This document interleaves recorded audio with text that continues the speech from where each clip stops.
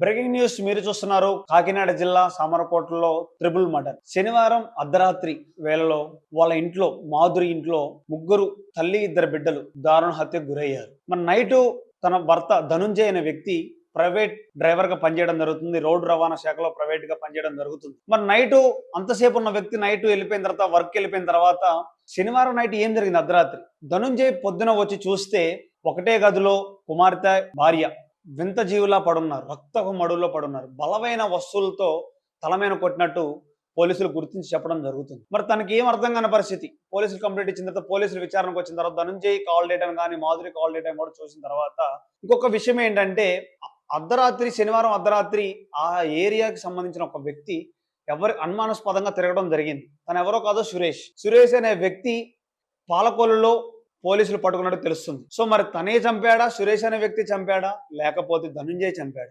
Madhuri call data తీస్తున్నారు, తర్వాత ధనుంజయ్ కూడా కాల్ డేటా తీసుకోవడం జరుగుతుంది. సో మరి ధనుంజయ్ చంపాడా అక్రమ సంబంధాల వల్ల? మరి ఇద్దరు కన్నపిల్లగాలను ఎందుకు చంపాడు? లేదా సురేష్ చంపాడా? సురేష్ మాధురిని చంపితే ఇద్దరు పిల్లగాలను ఎందుకు చంపేశారు? చాలా వింత ఘటన జరిగింది. చుట్టుపక్కల వాళ్ళు కూడా చాలా భయంకరంగా, ఎందుకంటే గురయ్యారు. ఎందుకంటే ఇద్దరు చిన్నపిల్లగాలు, 8 ఏళ్ళు, ఒక అమ్మాయికి 6 ఏళ్ళు. మాధురికి 34 ఏజ్ వరకు ఉంది.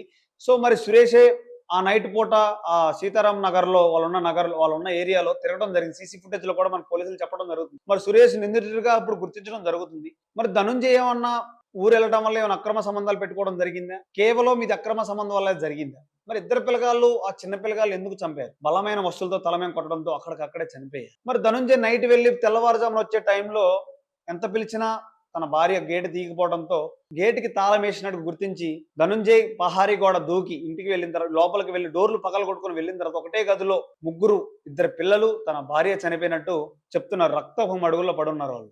మరి ఇంత కఠినంగా ఇద్దరు చిన్నపిల్లల్ని, మాధురిని ఎందుకు చంపేశారు? పోలీసులు దర్యాప్తులు తెలియాల్సిన అవకాశం ఉంది ఇంకా. సో చూద్దాం ఈ కేసు ఎక్కడి వరకు వెళ్తుంది, ఎవరి నిందితులు, ఎందుకు చంపాలి వచ్చింది, వాళ్ళ ముగ్గురిని ఎందుకు చంపేశారు, అంత దారుణంగా ఎందుకు చంపేశారని పోలీసులు దర్యాప్తులు తెలియాల్సిన అవకాశం ఉంది.